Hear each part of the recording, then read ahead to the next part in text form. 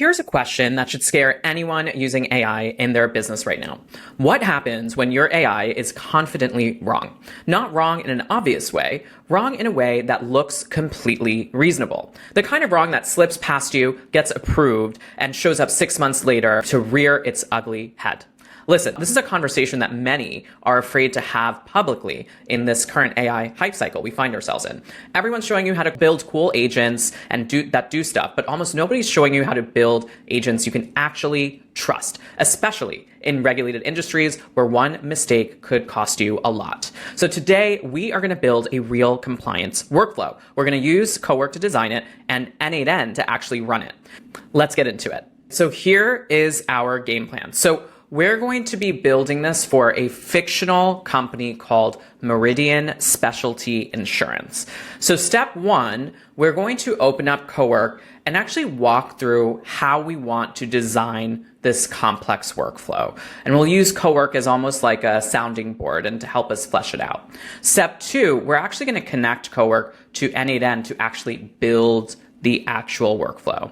And then step three, we'll go ahead and run it with a real test. Now, if you don't know me, I'm Sunny. I'm a serial founder now on my 4th startup. I'm a former senior engineer at Bloomberg and Shopify, and currently an adjunct professor at Columbia Business School, where I teach tech and AI. Listen, I have been building in technology for over 15 years, and I've made all the mistakes so you don't have to. And my goal for today's video, and really all my videos, is to help you make sense of this AI landscape and to better understand the tools that we now have at our disposal. Let's get started. Okay. So before we touch any tools, let's talk about our fictional company we'll be working with today. So Meridian Specialty Insurance is a specialty commercial P&C insurance company. They have about 85 employees. They write small commercial policies for niche risks, things like artisan contractors, food trucks, micro distilleries, things like that. Here is their problem. They get about 400 first notice of loss submissions a month. Now, first notice of loss, FNOL, you'll hear me say that term, FNOL, a lot. It's an industry term. It's basically just the first time an insurance company hears that something bad happened and a claim is incoming. Think of it like the 911 call of insurance. Somebody calls, they say, hey, my warehouse is flooded or my food truck has been rear-ended. That is the FNOL. So this company, they get about 400 of these a month, and they only have 2 senior claims managers drowning in email. Their new director of claims ops, let's call her Priya, has been pushing leadership to automate the intake process. Her CEO is supportive, but paranoid, because in insurance, one bad fast track claim that turns out to be fraudulent could be a career-ending event. The board actually has a former state insurance commissioner on it, and nobody wants to explain to her why the AI approved a fraudulent claim. So that is the setup. Priya needs to essentially build a workflow that triages incoming claims, but it absolutely cannot get fraud cases wrong. The AI does the heavy lifting, but the compliance rules, those are the safety net. And this is actually a broader pattern that every regulated business is going to need over the next few years. Basically, every regulator with eyes on AI right now is saying the same thing. You can use AI, but you need human oversight and deterministic guardrails. The companies that figure out how to build that pattern are going to dominate. The ones that just YOLO a chatbot into their workflow are going to put themselves at risk. So what we're building today isn't just a cool demo. It's potentially the architecture pattern for what could be the next decade of enterprise AI. So first things first, I'm setting up an empty folder that I can point Cowork to. But before we get into it, I just want to make this point. What we're not going to do is just type build me a claims workflow. Definitely not how we're going to do this. Instead, we're going to have a real conversation with Cowork about what we want to build, have it ask clarifying questions, and maybe even produce a paper spec before it actually builds anything. Also, I'm going to add in this document here, which is essentially a summary of their claims triaging standards, just so it has something to work with. So what I've done, so I'm going to set up this empty folder. We'll call it the insurance pipeline folder. And then I'm going to paste in that this PDF that we are currently looking at. So I'm going to open up Claude. I'm actually going to point it to this folder that I just created, and I'm going to paste this prompt. Let's read it together. I need you to design a workflow that processes incoming FNOL emails for a small commercial PNC carrier and enforces this policy automatically. The workflow should parse the email, use an LLM to summarize the loss and recommended routing path. The most important thing, by the way, in this prompt is I'm mentioning that we want it to reference the claims handling policy PDF that I have just added into this directory. Let's see what it comes back with on the other side. All right, so let's see what it came back with. This is the spec, and this looks pretty good to me. So basically the first step is it ingests. We'll probably have to modify that a little bit to make it more specific to how we actually see this working in like a real production environment. But right now it says ingesting. That's pretty generic. What we'll probably do is we'll hook it up to an actual Gmail inbox. Then it'll parse, then it'll do the triaging, policy gating, and persistence.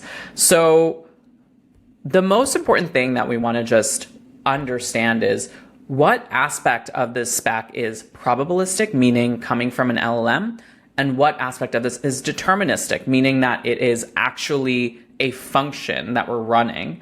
And if you don't know the difference, it's basically this. With deterministic processes, this is not really like an AI process. This is just running a Python piece of code. Basically, if you run it a million times, you'll always get the same output a million times, right?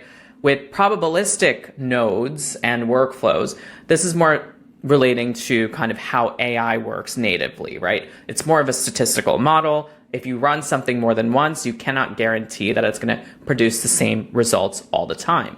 So here we have some probabilistic and some deterministic. We really need to, since it's a insurance regulated use case, we definitely need to make sure that there is a proper deterministic apparatus that wraps around a probabilistic node. So that's what we have here, right? This policy gate, it's a pure function. That means that this is pure Python code, pure code that we're actually running. And that is what we want. We want it to be wrapped around the intelligence layer. It kind of gives us all of the details on that. So broadly speaking, I think this looks good, but let's actually get this built and then we'll run some test cases on it. So what I'm going to say next is this looks good. What I want you to do is I want you to actually build this in N8N. I will provide the API keys for you in an environment folder. Which API keys do you need? Sorry, not folder, environment file. Let's see. Also, my voice to text messed up. N8N, it's N, the number 8, and then the letter N. Let's see what it comes back with. So it's now asking which LLM we'll use. Let's actually just say Anthropic Claude, but this will be done in the N8N node because we want this to all be in N8N. So this will just be like our N8N cloud. We're not going to self-host it. Now, for those of you who are unfamiliar with N8N, N8N is great. It's basically where you can build workflows, and it really works well for more complex processes, and especially when you're building a workflow that requires some cross-team collaboration. It's visual in nature, so I always feel like it's such a great way to kind of learn a lot of this systems thinking and process design, and it's very easy to kind of incorporate the AI node inside of it. And fun fact, it's open source. We're going to use the cloud version, but if you wanted to actually have your own in-house workflow engine, you could just grab a copy of the open source version of this. So now it's asking us where we want to save the routing decisions because we'll need to have that stored somewhere. We'll just say that we'll store it on a Google Drive. Okay, great. So actually, I was wrong. We don't actually need the API keys. We could just connect N8N through their native MCP server. So what I'm going to do next is I'm actually going to enable MCP access. So this is the settings of my N8N instance. And here is my server URL. I'm going to go ahead and go back here and paste that there. And then it'll probably ask me for some authentication, consent, of course. Great, so we'll go back to Claude, and now it looks like we are connected. Connected to my instance, let's go ahead and build the workflow. So it looks like we have successfully created this workflow and it has tested it. But now let's actually take a look in N8N. So if I go back to my N8N workflows, you see here, this was just updated. So this was created by Cowork. So let's actually take a look at our workflow. Okay, this generally looks correct. Basically, we get our email intake. In a production environment, we would connect that probably to an inbox.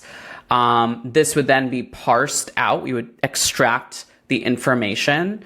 Then it would go to the LLM. The LLM, the intelligence node here, is going to be responsible for the actual triaging. And then we do that policy gating. Remember, we mentioned that the spec showed that we were going to do some kind of deterministic check.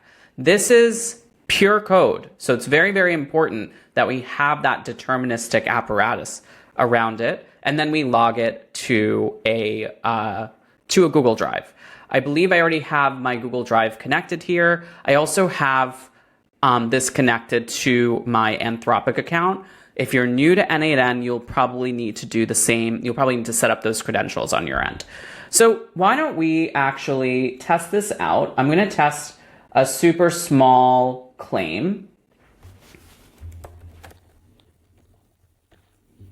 So what I'm going to do is I'm going to double click on this node and I'm going to hit execute step for the test submission. Again, this will come up with this little interface. But in a production environment, we'll connect it to an actual inbox. So I'm going to hit submit. Close this out. So now this is executed, and now I'm going to go ahead and run the rest of my workflow. I'm going to do this one node at a time.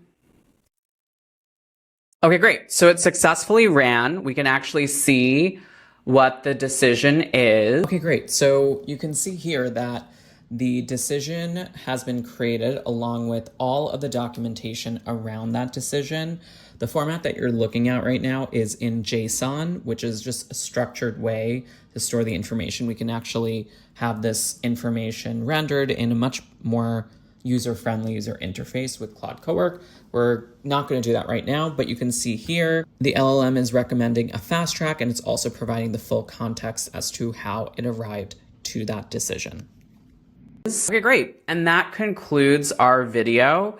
Again, I think the biggest takeaway here is first, the power of combining Claude Cowork with N8N and actually connecting these two tools is a very powerful combination, but also just the visual nature of having a workflow mapped out like that with that deterministic apparatus around it. Very useful in regulated industries and more business use cases. Anyway, if you stuck around to the end of this video, I appreciate you. I will see you on the next one.